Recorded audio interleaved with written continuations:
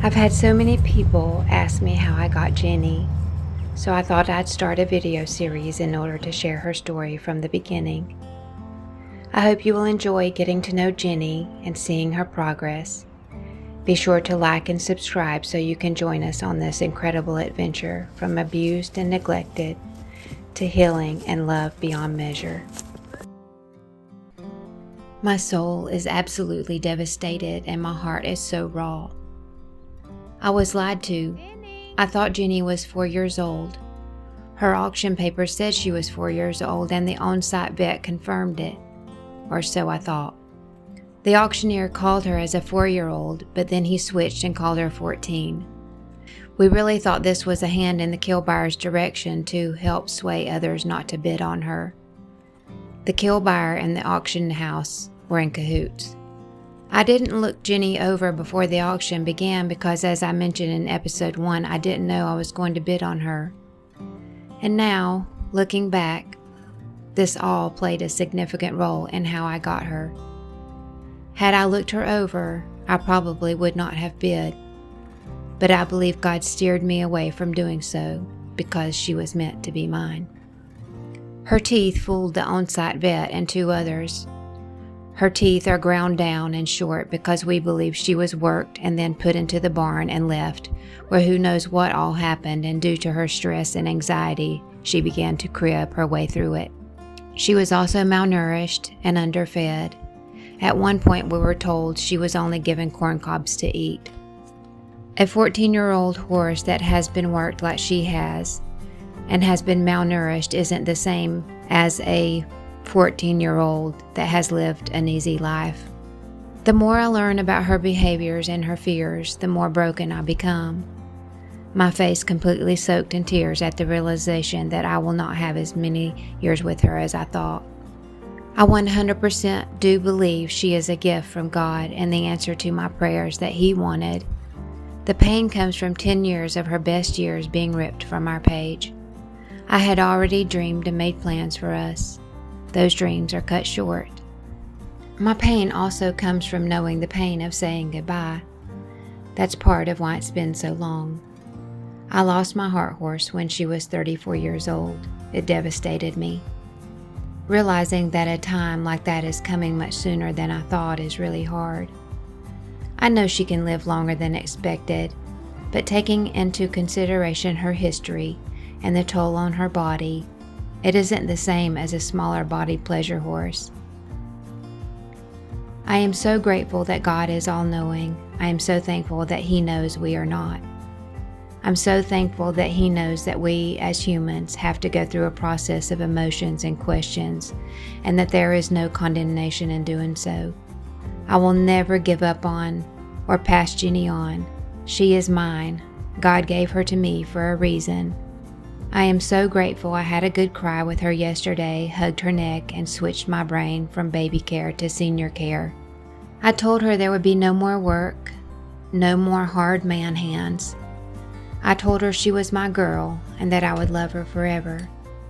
As I lay down my dreams to pick up her dreams, we move forward together. Genny, I will treat you like the 4-year-old you were never allowed to be.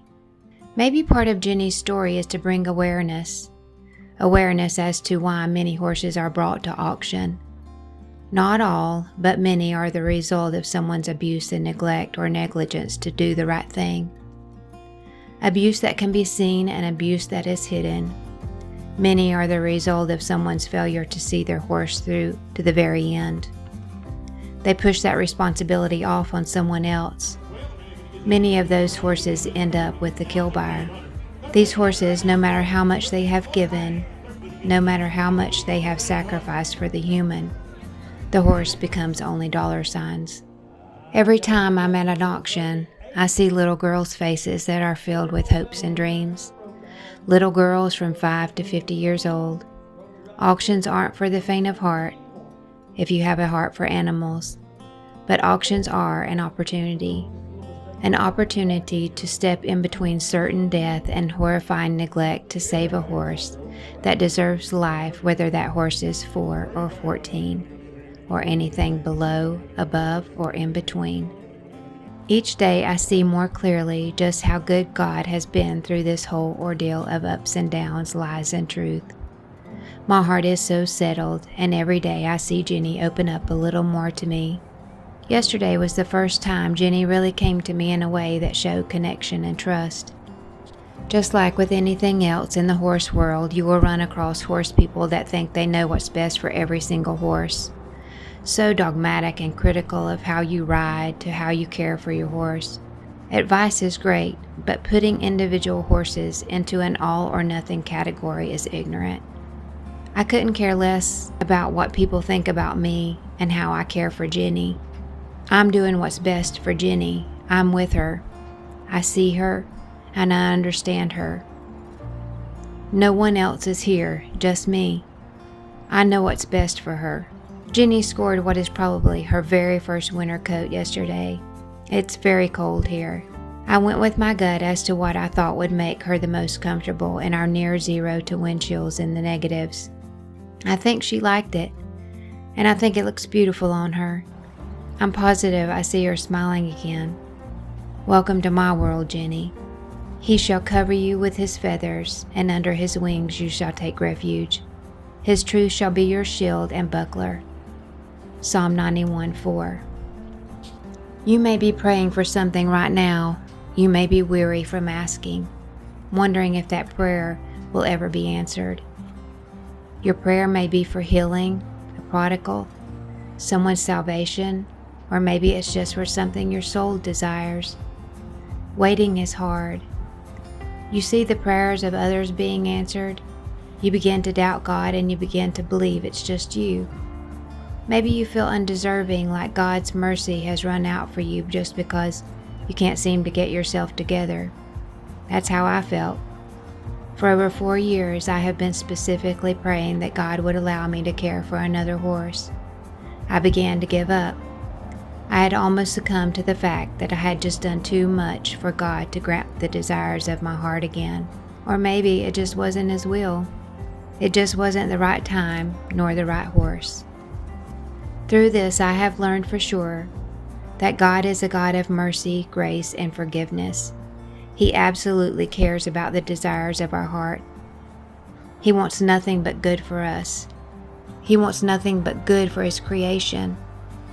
We just have to be willing to be patient and trust Him even when it's hard.